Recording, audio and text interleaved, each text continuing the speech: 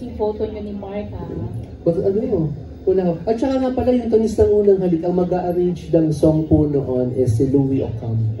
Louie Ocampo. Yes, Louie Ocampo. Kaya excited ako. Excited ako for that song. Wala kayong kakulab po doon? Wala. Okay. Thank you, Sir Jojo, Thank you. at least po na-clear. Thank you. Siguro didiktahan ka ni Morley ng mga tatanong. Nakita itong Morley ko.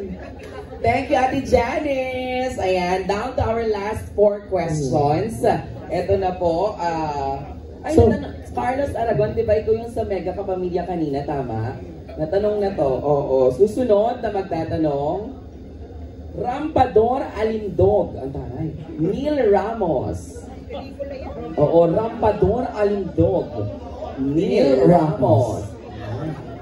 Ay! Totoo ba? Okay, Rampador?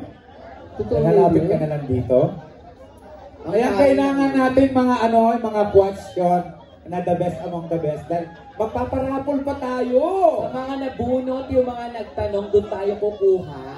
Aside from that, meron pa tayo mga raffle. Ay, meron pa? Yes, mga cash prizes ang nakahanda sa ating pong mga... At saka yung controversial na early bird. Yes, oo. At bukod sa controversial na early bird, syempre, yung highest na mga views sa inyo pong mga naka-live sa mga account ninyo. Ayan. Yes.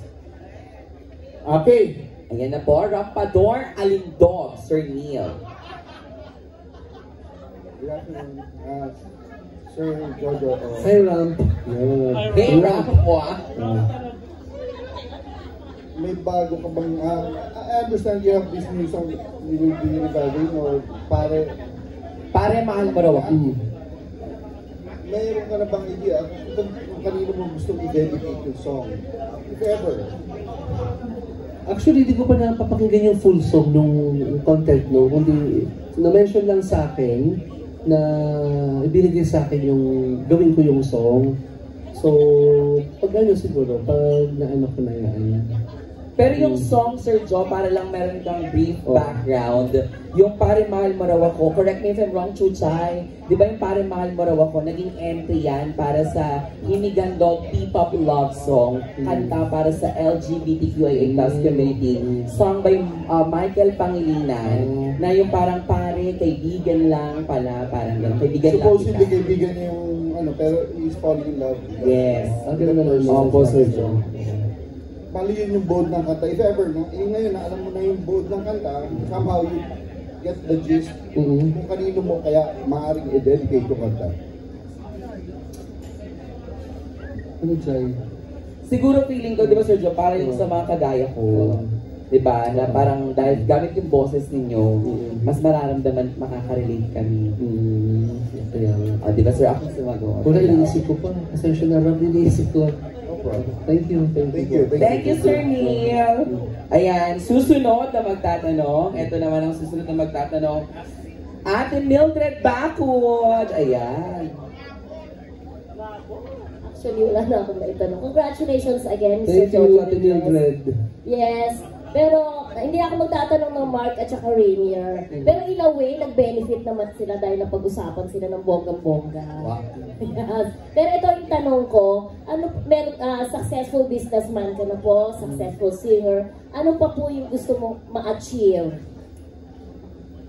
Yun ang plan ko ay aside sa singing, siguro most of the time magcha-charity works ako. Babaybayin ko yung mga lugar na mga kapuspalad, ganyan, na makakatulong ka. Kasi naniniwala ako sa bawat bagay na magandang ginagawa mo, ay libu-libong anghel ang pumapalakpak sa langit pag nakikita maganda yung ginagawa mo.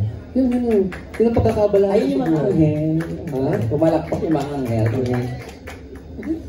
Okay po. Hindi anghel ka daw. Yes, last question ko po. Sino pong singer ang gusto niyo pong makakolab? Actually, alam niyo ho, yung sad story ko, bago ho pumutok ang Somewhere in My... Kasi di na lang po ako mag-name, pero may mga artist po na kinontak po ang mga favorite singers ko at tinanggihan po ako. Tinanggihan ho ako. ang sakit-sakit, parang ganun. Sabi ko, wala eh, ganun, wala pang hit song eh, wala pang ganun, kaya tatanggihan ka talaga. Napakasakit to. May babae, tapos meron ng lalaki, siguro mga Wala anin po bang clue, Sir Jojo? Anin yun, kaya lagi ako naluluha. Blind item. Lagi ako naluluha pag nalalaman ko yun. Tapos yung nag-hit na yung kanta kong Somewhere in My Past, tapos meron akong Jonathan Manalos composition. Hindi ko alam kung nakikita nila ngayon yan. Kaya yun. Kaya siguro binibless ako ng Panginoon kasi nakikita nila yung rejections sa akin. Salamat, Ate Mildred, sa gabi, di ba? Parang mas na-curious sila. Sino-sino ang mga singer na tumanggi kay Jojo Mendrez? Ako, ayan. Susunod, Tito June Nardo. Oh, thank you, June. June Nardo. Tito June. Ay, lalapitan ko si June. Ayan. Mamaya sa mga reporters, uupo natin sa inyo si Jojo Mendrez after the press con para mas makilala nyo naman siya ang personal.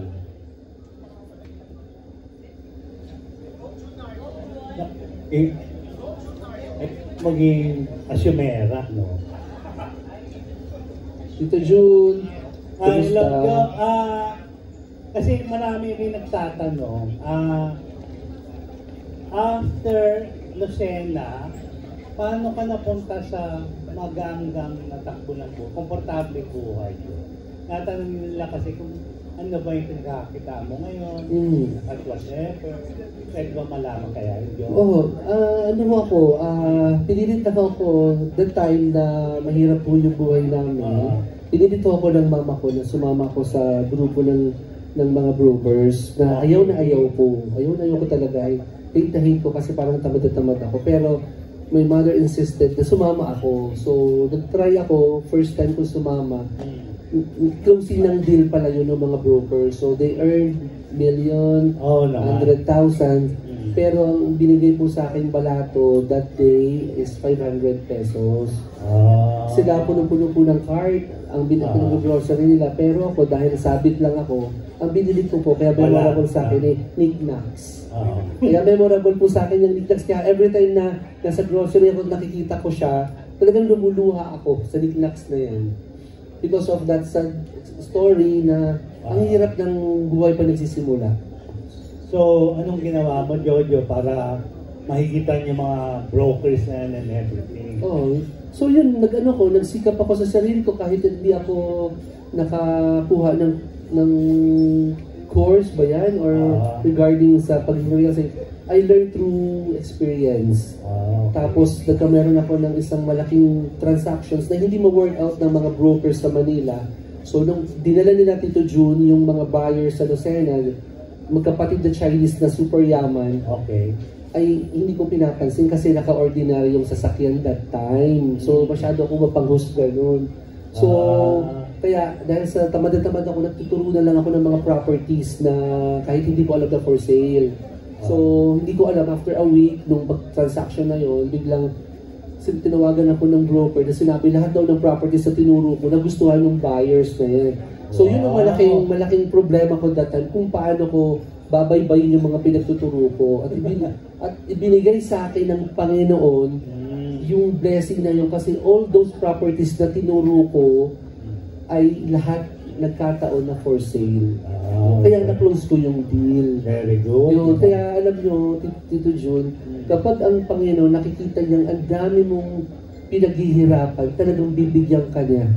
Hindi mo man yun hingin, kita ng Panginoon yung niluluha mo. Ako yung buhay na saksi kasi sobrang hirap ng buhay ko talaga noon. Ay, huwag na, tulig di ako salita. Diyos ko parang... Na-speechless ka, Tito June? Oo, naiiyak ako. Parang magbabasag na yata ako rito. Ay, Jong, ikaw, paano mo napipreserve yung voice mo? Paano mo pinapaalagaan? The usual kailangan nag-vocalize ka once in a while, tapos huwag ka masyadong iinom ng mga malalamig na tubig. Everyday, nagbabarley ako tsaka sa labat. Everyday yun. Everyday na. Well, ano pala. Sa labat. Thank you, Joy. Thank you. Thank you. Thank you, Tito Junardo. Ayan, susunod. Tita Melba Llanera. Umabot!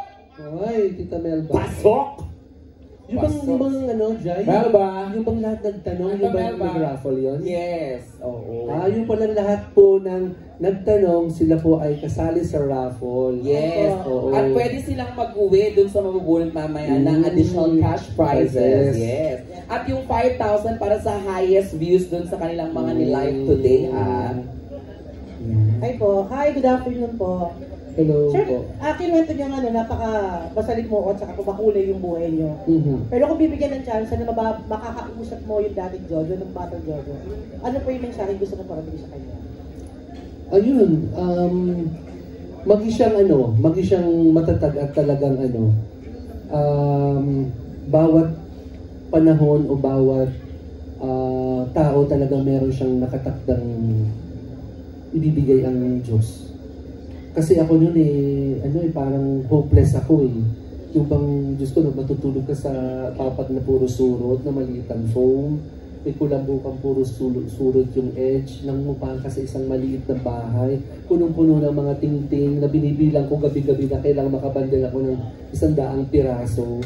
So how can you explain yung ganong buhay na tuwing umuulan at malimlim ang langit, para akong, alam mo yun, meron ka ng anxiety kasi ang lungkot-lungkot ng buhay mo. So, paano ka makakawala sa ganung buhay? So, kaya, isa akong magandang example na may ginawa ang Panginoon na pwede niyang baguhin ang buhay mo kahit sobrang hirap. Ma'am, sir, last question na lang, sir. Yun lang inyong music influence. Sino po yung naka-influence sa inyo? Si Sharon. Kasi siya yung first, siya yung first na kinanta ko, Mr. DJ, at si Pops. Actually, na-produce ko sila. Na-produce ko si Sharon sa Lucena, si Pops, si Regine, si Nina, si Jano Gibbs, Ogie Alcacid. Na-produce ko sila that time. Never ko namang in-expect na ako ang kakanta ngayong panahon ito. Ang iniisip ko lang para mag-produce lang ako ng mga concerts. Yun. Maraming salamat po. Thank you so much po. Maraming salamat, Tita Melba Llanera. And we're down with our last press na magtatanong para sa Q&A portion natin. At ang magtatanong ay Main Nadaya. Main Nadaya. My God! Ay! Si Main. Ako, my God! Ay, pagkano naman ako dyan, my God. Ayan, good afternoon, Jojo. At congratulations sa napakagandang song na nandito lang ako. Thank So, you. eto, Jojo Mendres, yung katanungan ko ay medyo mapangahas. Nasa sayo kung sasagutin mo o hindi. Okay. Ang total last question, last na ako magtatanong, no? Yes. Pwede ko lang dagdagan? Okay. Itodo mo na. Itodo ko na. Actually, gumawa ako ng reaction video sa TikTok at nakakuha ito ng million views. Kasi may nakapagsabi sa akin or according sa source ko, kaya hindi mo masyadong kinikita ngayon si Mark Heras dahil may mga nasabi o naikwento sa'yo si Rainier Castillo na mga hindi magagandang ginagawa ni Mark Heras. Tulad ng si Mark Heras ay mahilig sa mga girls at nalululong sa online scatter. So, totoo ba ito? Kaya ba hindi mo masyadong kinikita si Mark Heras dahil dito? At yun ang naging dahilan kung bakit nasulot ni Rainier Castillo? Alam mo, no comment na ako dyan kasi baka na naman no comment ako. Pasensya na, my God. Okay. No comment. Yung next question mo na lang ako sasagot. Okay.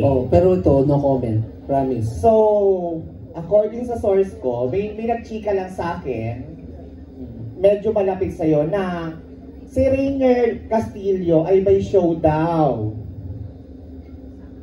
Sorry, may show daw si Rainier Castillo, somewhere sa North, at binawalan mo na daw tumanggap ng trabaho si Rainier Castillo. At yung presyo ng talent niya doon ay binigyan mo na lang siya ng triple para hindi na pumunta. Actually, kasama dapat niya doon si Mark Heras. Hindi ko siya binawalan, kundi tinanong ako ni Rain. Sabi niya sa akin, meron nag-o-offer sa kanya sa probinsya na babayaran siya ng ganun certain amount. So nakita ko parang medyo malayo yung lugar, tapos hindi niya nakilala yung organizer. Kaya sabi ko sa kanya, kinuha niya opinion ko, sabi ko wag na lang. Yun, kaya sumunod naman siya. Sinunod niya na sabi niya, sige, wag na lang. Yun.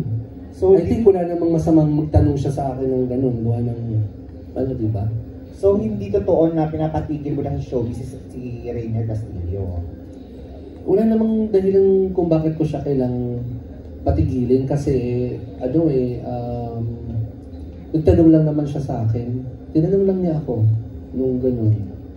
So bilang, sinagot ko lang na, ulit yan. Okay, ang last question ko medyo sensitive. Hindi ko alam kung paano ko ito tatanong sa'yo. Kasi actually, even ako, several times, nakikita ko kayo sa Okada kasi I was there. Naglalaro rin ako minsan doon. May mga pinupuntahan ako ng mga friends ko.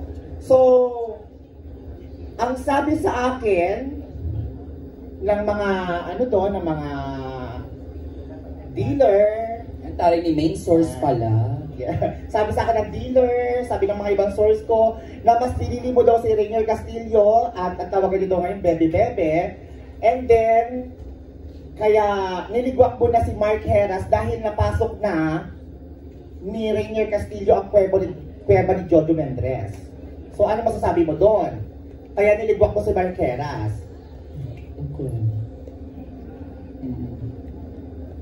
At syempre, mas magandang panoorin natin ang performance, di ba? Ang dami ng mga nagtanong. Palakpakan naman natin, Sir Jojo Mendres. Thank you so much, Jo. Yes. Ayan, ako magla-last question kay Jojo. Yes. Tsaka I love Tito Morley talaga. Nakita ko at saka si Kuya Reggie talaga. Yung tinanong na yung parang sa Intramuros na Puerto del Parean talaga namang lahat ng tao sa gilid mo ay gumalaw na. Yan na. Jo, tanong ko lang mula doon sa paglilili mo ng painting hanggang sa kinauupuan mo yan. Ano ang natutunan mo? Ano ang moral lesson at moral values ng isang Jojo Mendres? Wow. I love it. Ito ay, unang sa lahat, maraming salamat sa inyo ha. Dahil nag-effort talaga kayong dumating kasi alam ko may mga ganap pa kayo mamaya pero inuna nyo ito. So, ang natutunan ko lang talaga doon, kailangan wag kang manghuhusga ng kapwa mo at dapat kahit i-bless ka ng Panginoon, never kang magiging maramot o kailangan pagdalawahin mong salita ang kapwa mong nangangailangan. Yun yung talagang naano ko, Morley. At kahit hindi ka hinga ng tao, pag nakita mong, kasi there are people na may pangangailangan na nahihiyang magsabi. So, dapat marunong ka rin makaramdam ng kapwa mo na nangangailangan. Pagkukusa ka doon.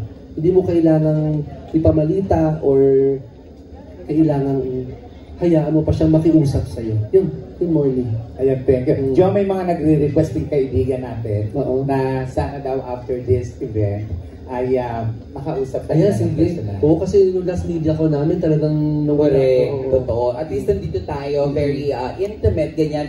Pero syempre, tapos na tayo sa ating Q&A. Palakpakan naman natin si Sir Jojo. Alam mo, if I were in your shoes, grabe yung mga tanong sa'yo. Ang hirap-hirap sagutin. Talaga namang mapapatayo talaga ako sa kinaupuan ko. Pero syempre, dahil nandito rin si Sir Roxy Ligigan, si Sir Jonathan Manalo, ang composer ng Nandito Lang Ako. It's time para iparinig po sa atin bago tapusin ang napakagandang media con na ito. Let's listen to Jojo na aawitin po niya ang kanyang napakabonggang original song na pinamagatang Nandito Lang Ako, composed and produced by Mr. Jonathan Manalo. Ready na ba kayo, mga kapamilya? Sabay po kayo ha. Kasi Morley, di ba? Lahat ng mga kailangan sasabay. Ayan. At dahil ready na po kayo.